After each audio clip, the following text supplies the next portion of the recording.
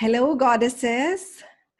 Today we have a retired lieutenant from Army, a multi-gifted motivational speaker, TEDx speaker, a pageant coach, George speaker, and author of a book which was forwarded by none other than Sushmita Sen, the Miss Universe.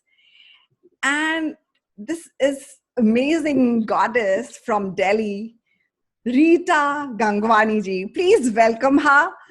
Rita ma'am, please welcome to our show, Planet Aphrodite with Hi Meenal. to all the goddesses, and hi, goddess. Nice to meet you. Nice to meet you, ma'am. Nice to meet you. So, how was the journey so far? Like when this goddess came to this earth, and she's pretty so much now. Like now, you're so beautiful. How was your Thank journey you. to this planet Earth, and how were things then? You know, with she with her family having fun. How was your life then? Well, I don't think it was a very, perfect kind of a life. I Mm-hmm. have gone through my ups and downs Mm-hmm. because the moment I was born, my mom landed up with a severe heart problem, and in a couple of years, she passed away. Oh, okay. So it was on myself only to make my own self, and Mm-hmm. I had my own limitations in certain areas, which I'll tell you, which actually became a roadblock to wherever I wanted to be in my life. I belong to a very small town. Now it's a big town, but it used to be a small town, Shimla in Himachal Pradesh. Okay. And I had never stepped out of that small little town. And I had these big dreams because I was very much attracted to the glamour world. So Mm-hmm. I wanted to be a model, I wanted to be an actress, I wanted to be a beauty queen. So I had big dreams. But I to get there, I cannot tell you, it was quite a journey. Yes. But I think life, the maza hi tab hai, the life has this. If you have dal every day, same taste, you'll get fed Get up. So bored. unless you don't put some Yeah. masala into it. So I Right. think whatever I'm today, maybe because of whatever I've gone through in my So tell us more. Tell us the goddesses more about the challenges that you faced, and what happened there, and how when it dawned on you, how did you take it? First of all, what was your initial reaction, and then how was the journey? Yeah. So my biggest challenge is my height. Mm-hmm. I'm just 4 feet 9 inches. And at that time, I was maybe when I was a small little kid, I maybe 4 feet 2 inches, 3 inches, or something. And I was always made to stand first in the line in school, and I loved it. I loved it because I was always, I never had to fight for my space. I was always the first one to be standing in front. And I had this impression in my mind that I'm made to stand first because I'm very cute or something. So That I you took are. it as a very positive thing. Thank you. So I took it as a very positive thing, that I'm made to stand. So even if I was in the back line somewhere, they used to push me forward, aage jao. So I loved it. But by the time I was in class 4, people started calling me Thengu. Mm-hmm. By class 5, they nicknamed me Bonnie. By class 6, I was Mini Road Roller. So every year my names were changing, and every year I was realizing everybody was growing taller and taller, and I just wasn't growing. And I used to go and fight with my dad every day. Why me? Why I'm so short? At that time, at that age, you don't understand what heredity is. Right. So I still remember how it must be so hurting for me to go and shout at my dad about this. But then he tried his best, made me, latkana, shatkana, everything he did to me, but I remained as short as I was. So by the time I was in class 7 and I was a teenager, and everybody had become very conscious as a teenager about their looks, Right. similar thing happened to me. But then every time I used to look at everyone, I used to feel very demotivated because nobody used to, even in classroom, they used to talk over me, because they were all tall. They used to talk over me. They never took me in school play anytime. They never took me in sports. So I was kind of an outcast. And it used to really hurt me. And all those creative juices were flowing inside me because I wanted to, do something big. But all these people had written me off. And I very, very well remember when I was in class 9, there was this annual school play which was happening, and I went to audition for the leading lady. Mm-hmm. And the moment I entered the hall, my teacher looked at me, laughed loudly, and told everyone, "Look at her, she's come for the leading lady." And she says, "Hey, you, have you ever seen yourself in the mirror?" And when I argued with her, "Ma'am, I think I'm very talented, at least try me," she slapped me. And I still, when I think about it, I still feel that tingling Same. sensation. And at that moment when she slapped me, there was a shift in me, and I realized that I would, in my life, never ever become a kind of a mentor or a teacher who would, insult the child, Right. or instead of making me understand, what it is. She really, she actually opened a prison door for me. And that incident actually pushed me a lot inside the mirror, in the prison. And it was very suffocating for me, and I just stopped socializing. It became quite a journey for me somehow. And I was a brilliant student till class 6, but in class 7, my marks came down, and somehow I managed to pass my school, and I here enter a co-education college. And because height was a kind of a obsession with me, I got infatuated to a boy who's almost 7 feet tall. And when this guy got to know about me, and his friends, when they got to know about me, every time they, I used to pass them by, they started singing Humpty Dumpty sat on a wall, Humpty Dumpty. And one of my friend, she went and told him, that this girl likes you, or how we have these mediocre Right. people to go and talk about you. So this guy says, "Arey wo chutki si, na akal hai na shakal." So that sentence, the akal hai na shakal, was the biggest rejection of my life. Wo pehla pehla pyar hai types, and you hear this word. And that was a final nail in the coffin. I actually locked myself in my prison. And I used to sit in the corner of that prison waiting for life to end. And as I said, as I completely stopped socializing, I went into severe depression. And a time also came when I thought of committing suicide, but somehow I got saved. And during that time, when I was going through this bad phase, something really different happened. I must tell all the goddesses, that whenever you are going through a bad time in your life, God always sends a messenger. God will always send an angel. You have to recognize that angel. You have to be, your antenna should be tuned enough to recognize that angel. And for me, it happened again in a form of a teacher. My Mm-hmm. music teacher from college, when she realized that I wasn't coming to college for almost a month, and when my friends told her that, this is what I had done and I was trying to end my life, she came home to see me. And then she gave a beautiful example. She showed me a 100 rupee note and said that if I tear this note, if I make it dirty, or whatever I do to this note, it will always remain a 100 rupee note. You will always get 100 rupees back for it. So she gave an example saying, similarly, the society will break you, tear you apart. It'll pull you down, but that doesn't mean that you don't have a value. And her exact words were, "Do not make anybody else's opinion your own reality. Right. किसी की सोच को अपनी सच्चाई मत मानो." And she shook me. She says, "Beta, the only thing you have to do to rise in life is to value yourself. Find your value. The day you will realize what your value is, you will never turn back in your life." Right. And that was the turning point in my life. I realized that height was just a minuscule part of me Right. before I think of anything else. So I diverted my attention to the gifts I had. I could sing well, I could write well, I could speak well. I started polishing them. And then there's a dialogue in a film, Hindi film also, that when you decide to do something, na kainat apne aap darwaze kholti hai. So once I started taking charge of myself, I realized that if the only thing I have to do is to learn to accept myself. Nobody is going to hold my hand. Right. I have to hold my own hand. And once I realized that, one day I was just going through in the market, and I saw this newspaper which had headlines, "Wanted women in the army." Mm-hmm. And I got very interested because I'd recently that time seen a Hindi movie called Upkar, where Manoj Kumar had served the nation. So I had that feeling, I should do Patriotic something for the thing. nation. Yeah. And yeah, and suddenly this newspaper wanted women in the army. I was scared to pick it up, but I picked it up and quickly ran through the advertisement, and nowhere was it written that height was required. Oh, We just had to sit for an exam, and which was a tough exam. And if I passed through, then I would be commissioned as a lieutenant in Indian Army, and it's a permanent commission.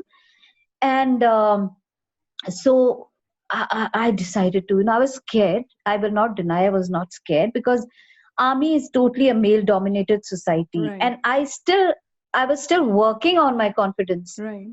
and I didn't know whether. And I thought, what if they don't take me? If they don't take me, whatever little confidence I have will again go back to square one. Maybe, yeah. But still, I took the challenge, Yeah. and I sat through that exam, and I passed out with merit list. And now came the biggest challenge, the medical test. Oh, okay. So when I went for the medical test, I realized all the other candidates who had been chosen were taller than me. I was the shortest again. But by God's grace, I completed my medical test with good shape category, and I joined the Indian Army as a cadet in the MNS Corps. And it was tough. It was tough because I was scared of water, so I couldn't swim. I was scared of tight spaces, claustrophobic about tight spaces. So entering the tunnels, doing this, that, it was tough, but I worked on myself. And not only did I come out as the first lady army officer from Himachal Pradesh, but also I came out to be a winner in my own life, because I have never ever turned back to look at what I had gone through. So I after I became a commissioned officer, I added height not above my feet, but I added height above my head. Right. So what I want to tell these goddesses out there is that it does not matter what's between your head and your feet. Right. What matters is what's between your head and your chin, and how you use it. Right. So this is how I came out of my challenge. And as I said, that people used to call me all kinds of names.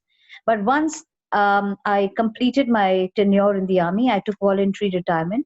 So once I completed that moment from the army, whatever I had learned in the army, we had a subject called OLQ, Officers Like Qualities, where they taught us all the, manners and how to sit and stand and all that. So when I used to go home and look at my civilian friends, I realized I didn't have that kind of a fitness. Right. So I started teaching these qualities to them, and I realized that this is something which I love to do. And then I got myself certified from various finishing schools and all, and opened my own finishing school and started training people. And now, by God's grace, it's been almost 34 years I've been in the industry training people. Wonderful. And people now call me as a queen maker, because I'm very proud to say that I have given India Manushi Chiller, the Miss World after 17 years, as my student. So this is my journey from Bonnie to a queen maker. Wow. And it does not matter, it's all in your own hands. That's what I'm trying to say. Right. Destiny is not ye mere haath mein lakeer hai nahi hai, doesn't matter. Right. You can create your own lakeer. Right. It's all up to you. Right. Very beautifully put. Very beautifully put. Thank you. Very nice. Thank you. So now I'm speechless. Like, I'm taking it all in and appreciating your journey. Good that music teacher came to your life, and she took you from those dungeons out, and maybe it was one attempt, it could have been another one, or God knows how your life would have. We really can't say. It would have turned out all fine, maybe better than this, we don't know. But definitely she played a pivotal role that moment in time. Yes. And yes. Maybe for many goddesses, this podcast, this video is that call from your music teacher. So if you have to convey a message, what gem would you like to offer them? I would like to add 2 gems actually. Oh, lovely. One is never to be the kind of teacher who slapped me on my face. Right. And actually put me down. Right. So whenever you are with trying to motivate someone, always be the teacher number 2 who came home caught hold of my hand and pulled me out from the darkness to the lightness. And it really matters, the teachers out there who are listening to me, it really matters. There may be, you never know the real story why a child is behaving in a certain way. Right. But if you really, really can do something for someone, your one word, see, her one sentence changed my life. Right. So even one word of yours can actually change someone's life. Right. And my second gem is that never ever compare yourself to anyone.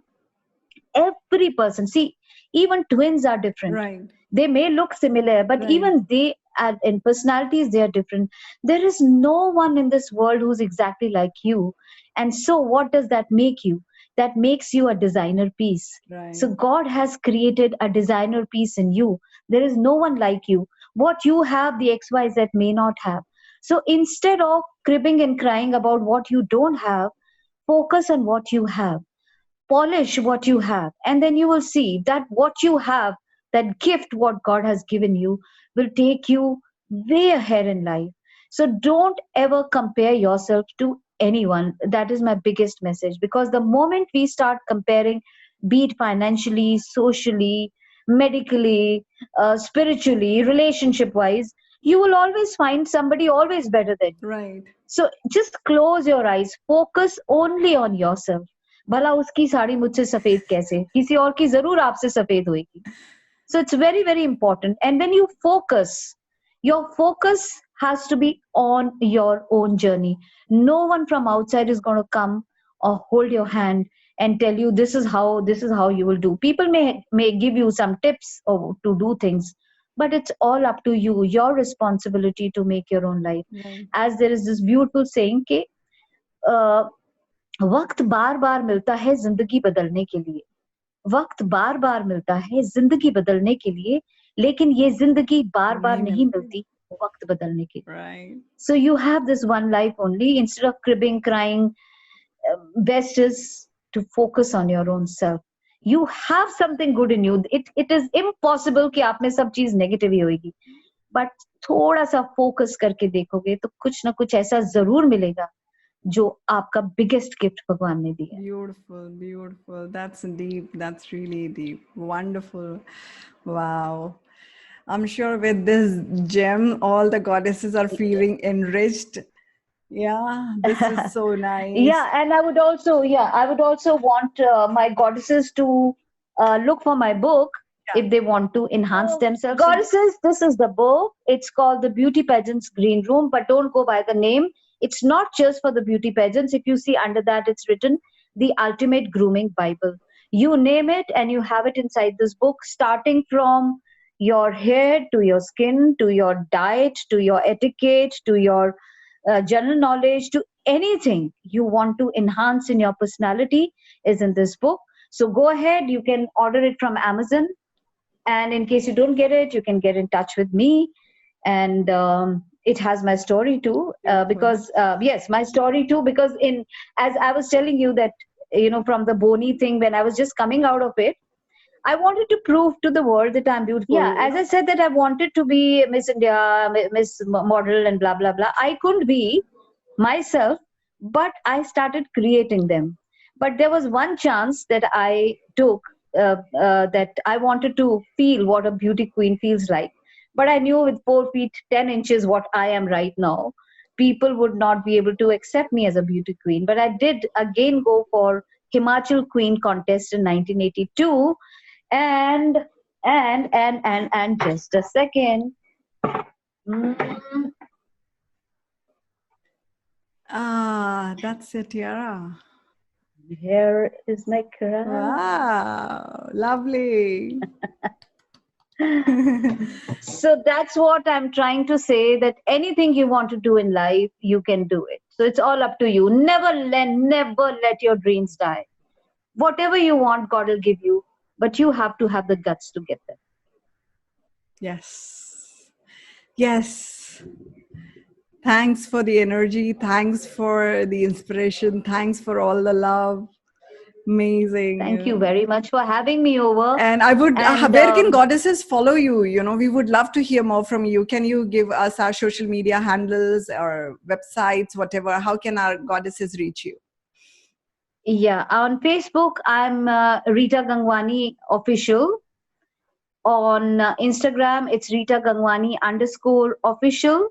And on Twitter, it's Rita Gangwani. Okay. And I have a YouTube channel by the name of Rita Gangwani. Okay. So I do put a lot of motivational stories every day, and especially on Facebook, I have a routine. I start my day with a beautiful quote about life, and I end the day with the last quote of the day. So go through it, and a lot of people feel that, when I write that, they feel as if I'm really talking to them. Beautiful. So do go through it, and I'm very, very happy to be a part of this. And goddesses, thank you for having me over and listening to my story, and please stay safe. Thank you. Stay home, stay healthy. Namaste. Thank you.